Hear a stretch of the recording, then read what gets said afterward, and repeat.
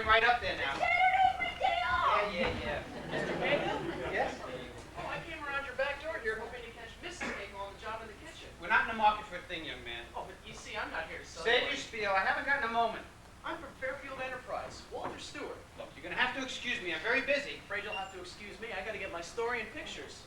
I don't know what you're talking about. Why don't you level with me here, Mr. Cahill? I know. Know what? My wife is the night manager down at the telegraph office. No, I can see your point. I'd like to interview Mrs. Cahill on winning the Homemaker Award. Look, now listen here, young man.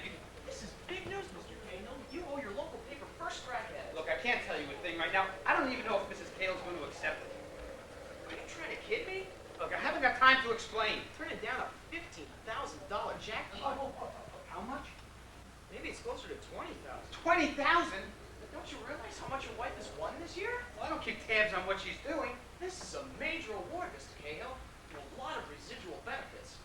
Look, Mr. Walter. Stewart. Mr. Stewart. Mrs. Cale's not home. Mr. Cale's in. Look, I can't tell you anything. Nothing's been decided. We're waiting for the TV people to get here. We're going to break the story tonight in the Sunday edition, whether Mrs. Cahill wants to give us a story or not. Look, if you just play ball with me. But I've got a 1 o'clock deadline here. Well, come back later. Phone me. I got to stay with my story. But there isn't any story. Fine. I'll wait. But no, you. Bill! Just a minute, Mrs. Beeman. Look, would you mind waiting outside? There's a garden chair in the yard. All right, fine. I'm parked in your driveway. I'll go sit in my car. Don't forget I'm out there. Look, I told you I'd play ball Yeah, with you. but What team are you on this morning? I don't know for sure. The lady sent me down here to find out what happened to you. Everything up there is in a complete mess. Well, can't they do anything without me? Nobody knows who's doing what. They won't take orders from anybody but you. Look, you're going to have to excuse me, Mrs. Beeman. I'm sorry. Tell the ladies I won't be able to get there till later this afternoon. You can't dump this barbecue off on our shoulders at the last minute. Mrs. Beeman, sometimes the best laid plans of mice and men. You can't let us down like this. I've organized everything for you. If you bungle it now, it's only because you women have a natural talent for screwing things up. Every woman was at her post at 9 o'clock. Where were you? I'll get there when I can get there, Mrs. Beeman. What about the 10 dozen frankfurters and the 24 cases of beer? They'll be there. You'll have them, I guarantee it. They better be. Yeah, now you're going to have to excuse me. Listen, if this barbecue's a bust, let it be on your conscience. Okay. And believe me, Mrs. Cox won't allow a breach of duty to go by the board like this. Your name is going to be Mr. William Mudd in this town. Oh, what the bother? That character parked in your drive. Oh, the Enterprise man. I got the story too. Where's Ellen? I'll buy Nancy a pair of shoes. At a time like this, buy Nancy a pair of shoes? They were scuffed. Doesn't she realize what she won last night? Not exactly. Dorothy and I were talking at breakfast this morning that the woman who walked off with it last year made, how much do you think? I'm a novice. $35,000! 35,000? There were 40 prizes in this contest. All I expected to win was a cookbook, maybe. All right, Nancy, give me your jacket. Oh. You can stay out and play.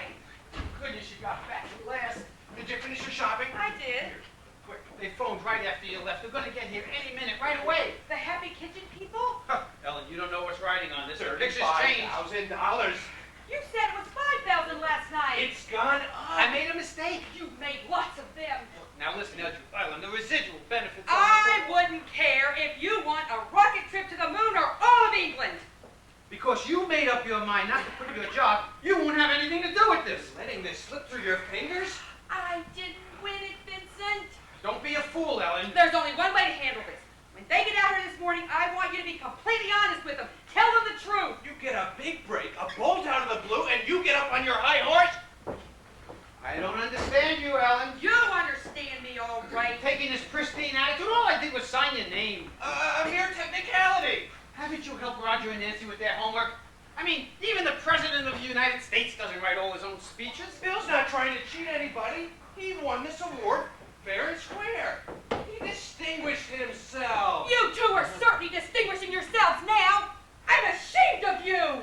Ashamed? I've never wanted anything for myself but for you, Ellen. I've done this for you. I want it for you. It's all yours. If you won't accept it, think of the children. That's exactly who I am thinking about. Well, Roger wants a new bicycle, and Nancy's the only kid on the street doesn't have a pair of roller skates. You'd stoop this low. Use your children to justify your proposition and you knock him down? His losing proposition showed a lot more real character. You have a natural compulsion to be on the losing side.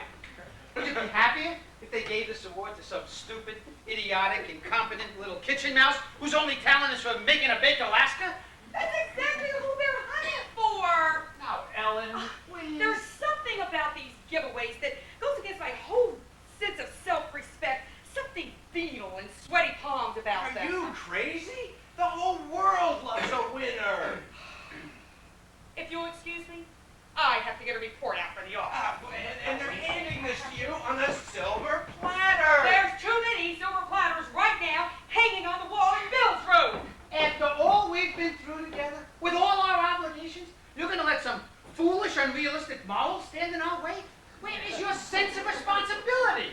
I never realized before how these giveaways could warp a man's character.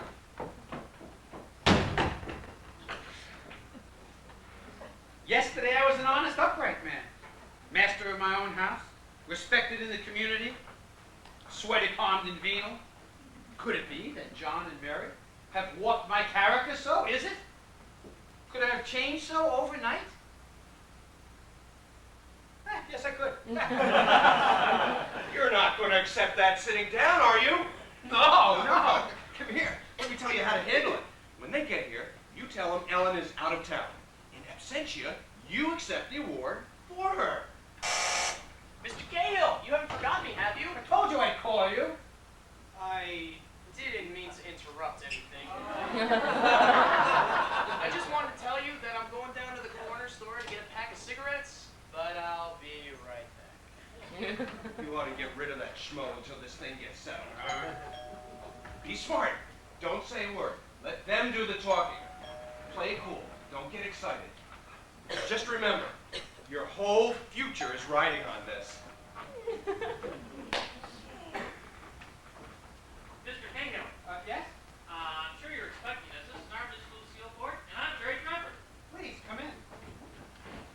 Why, whenever I come out on this award, I feel like Santa Claus. It's always exciting to meet our new winner. Oh, this is my brother-in-law, Vincent Blair. Glad to meet you. How do you do? Here is sort of a family counselor. Well, the more heads, the better. Would you sit down, please? Make yourself comfortable. Wow, what a lovely room. Oh, Mrs. Cahill is very proud of her home. Oh, there's a personality here, Jerry, I can tell. Ooh, we're in the right house. Could I get you a cup of coffee? I just have to heat it up. Oh, I could do with a cup. I was in the office until after midnight last night, setting up the releases and arranging the scale schedule for the next few weeks. I had to pick up her contract early this morning. Mrs. Cahill is here? She's getting ready for you. I guess you're all pretty excited about this. Oh, I guess we are.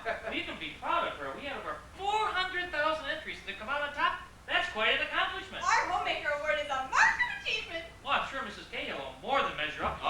You don't have to worry about Mrs. Cahill. We're not the least bit worried about her. Oh, no, based on the address, the stationery, the handwriting, the originality of the recipe, and the language used in the essay, our research department tells us the kind of person our winner will be. Oh, yes? Oh, charming, gracious, efficient housewife. Active in the PTA, happy in marriage, and a good mother. This must be our homemaker now. Sorry to keep you waiting. Dolly, this is Mr. Trevor. Certainly happy to meet you. And this is our Miss Ford. Oh, let me be the first to congratulate you. Doesn't she look great, Lucy? Oh, we can bring the camera right up to her nose. I have some coffee on. I'll get you a cup too, dear. Then nothing's been settled? Just take it easy, Ellen. Listen to what they have to say. That's right, Mrs. Cahill. You're in the golden spotlight. I'm afraid, Mr. Trevor, you focused on the wrong person. You think so? Oh, I know just how you feel, Mrs. Cahill. I've seen it all before. Happy lighting like this can come as quite a shock. And this year it's a $50,000 accolade. 50,000? This calls for champagne, Bill. I think this calls for some explanation. Oh, your essay, A Home is a Going Concern, was outstanding, discerning. We're going to have you write more of these articles. Yeah, we want to feature you for 13 weeks. Informal talks, new recipes, hints on running the house. And of course, we have a staff of writers there to help you. They're making it easy for you. You're not. Naturally, get paid for each of those broadcasts for the 13 weeks, and then we have an option for an additional 13 weeks. I'd be impressed, Mr. Trevor, if the facts were different. Do any of you take cream, sugar? I take my black. A regular, please. Of course. Besides appearing on our show, you'll have a guest spot on all the networks.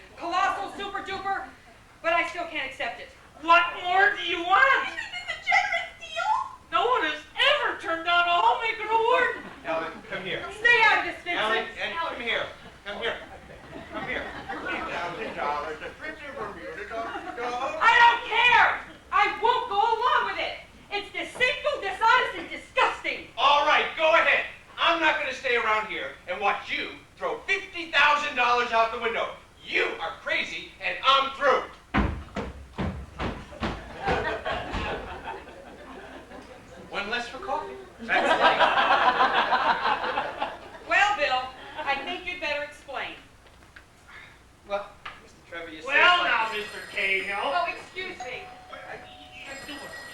Excuse me. Hello? Ellen, this is CD. I have the new figures that'll help you on the report. Oh, great. Let me get a pencil, CD. Hold on. Oh, Mrs. Conch. Now you listen to me, Bill Cahill. I know I had to miss an important I've always thought you were an honest, upright person, but I'm convinced now I was sadly mistaken. Your dereliction from duty, your complete lack of responsibility shocks me. You're in charge of the barbecue!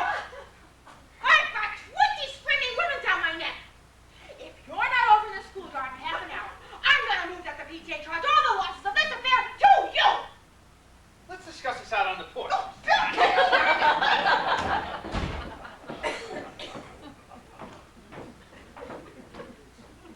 Hi, CD. I just turned out $50,000. Sales on copper bottom frying pans and tea kettles show a 22% increase in the Midwest territory. Double boilers and roasting pans up 18% on the Pacific Coast. Percolators are holding their own all over the country at 12%. Do you have that report put out by Harvard Business School? Oh yes, I've got it on my desk. Fine, I'll check with it on Monday when I get in. Okay, darling, ta-ta. Our school's having a barbecue. Sorry, that was my office. I'd appreciate it if someone would have liked me.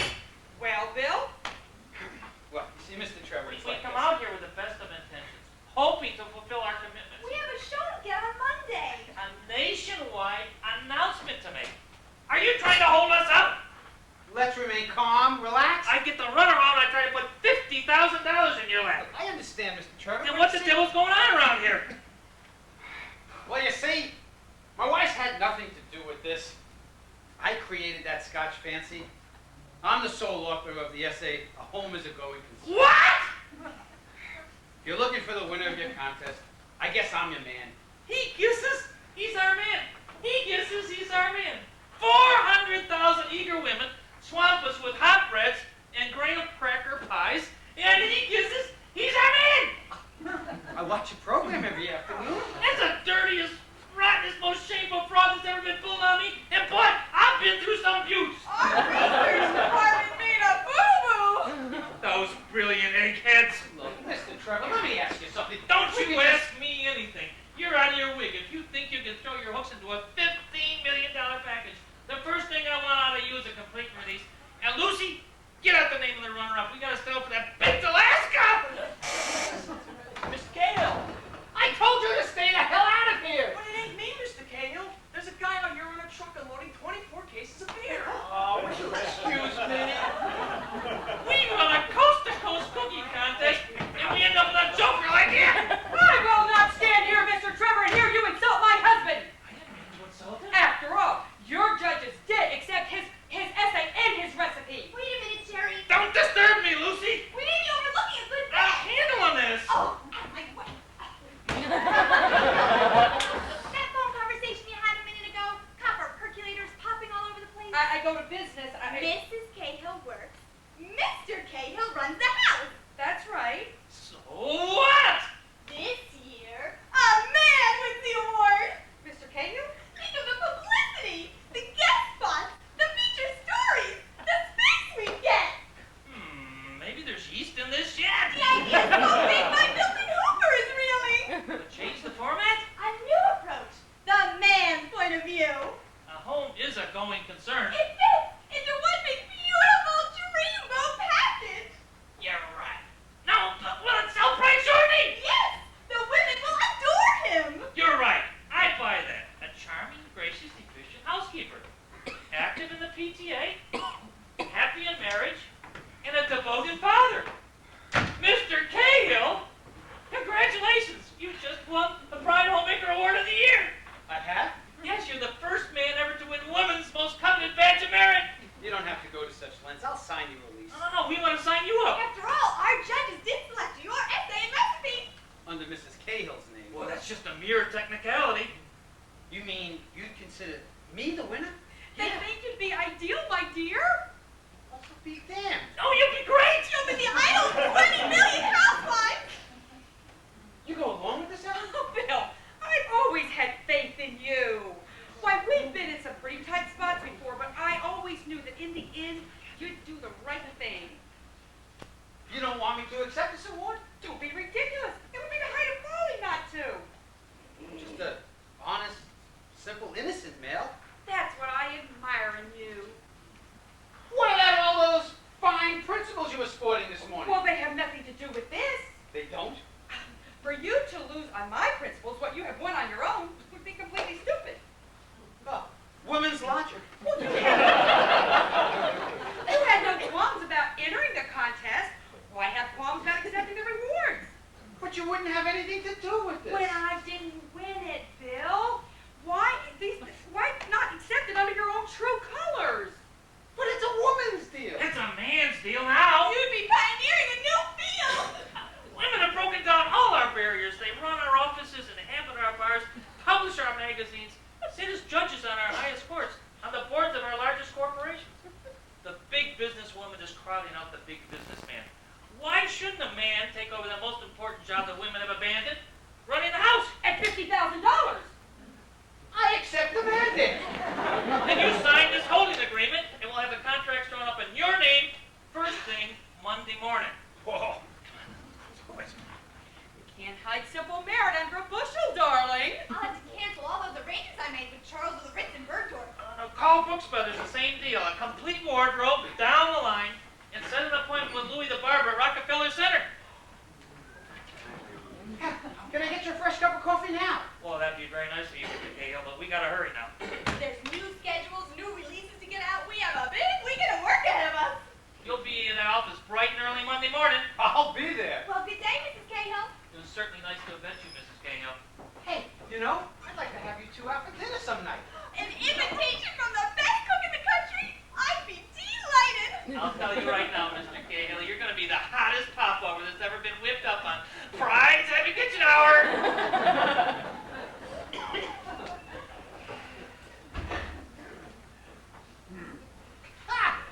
6 months ago, I didn't know the right side of an upside-down cake. Today, a national authority on culinary art. A hero to be unveiled on a coast-to-coast network. Fame rides on a high frequency. Yesterday, a nobody, unknown beyond the turn of our road. A glory boy in 24 hours. You think I discovered the fountain of youth? Or an elixir for all mankind. A king's ransom for a cookie. It's delicious. But ignoble. It's delightful. Oh, It's splendiferous. so disgusting. Do you despise me, darling? No, 50,000 times no. Mr. Cahill, Oh, all right. Come in. I got the story from your pals as they were getting in the cab, so how about my pictures now? I'm all yours. I want to get them before that cab driver spreads my story on me. What do you want? Well, do you mind standing over there with a dish in your hand, perhaps? My stock in trade. How's this? Perfect. Great. How about me? With my head in the oven. Why not?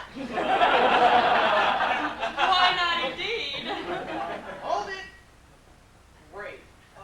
Oh, now a shot of you serving Mrs. Cahill. Oh, goody, I get to be in the picture. With one of my Scotch fancies. All right, that's fine. Great. Okay, that does it. My biggest break ever. Local man wins National Women's Sweepstakes. What a scoop.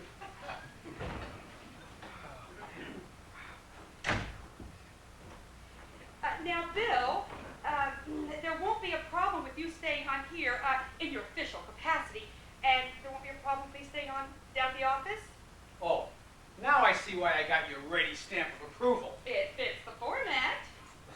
You know, I read an article once Did you? in an important magazine, Fortune. When did you have $1 to spend on a magazine? It said, the happy man, the successful man, is doing the work he wants to do. I think they were referring to lumbermen who are in lumber, or steelmen who have found themselves in steel. Not a Wall Street accountant that suddenly discovers himself in pots and pans. But maybe old Doc Hartnett was right. Maybe I've been working the wrong side of the street. He'll be happy to hear that. I never wanted any part of the business world. That's why I was really never ever good at it. I just followed blindly in my father's footsteps. Oh, you were blind, all right. All those bad investments I made, they look good on paper, but nothing ever came of them. But in all these months, did I make one bad meal? Or break a single dish. I enjoyed the cooking and the cleaning. Being with the kids, working with the school. having a leisurely conversation with your neighbor in the afternoon, doing what you want to do when you damn well feel like doing it. Like baking a cake. I've had it. You can have the business world with its compromising and its conforming, where you have to wear the brisk armor of the supposedly smart operator, where you're not who you are, but what you supposedly make. I think for you, you're supposedly right. Well, I'm through with those pointless decimals, those plus and minus signs, those scurrilous abstractions tapping on a ticker machine. I'd rather weave a basket, and when the day is done, know I've damn well done something. The successful man is doing the work he wants to do. By everybody's standards, I should be locked up in some chromium office. But that's just not right for me. Golly, that's a remarkable thing to discover about yourself. I'm sure it's going to be something living with you and your newfound success. Darling, you're going to be the envy of 20 million housewives. You still have those crutches? What happened? Since word got out you won that Homemakers Award, poor men busted their fibula bones.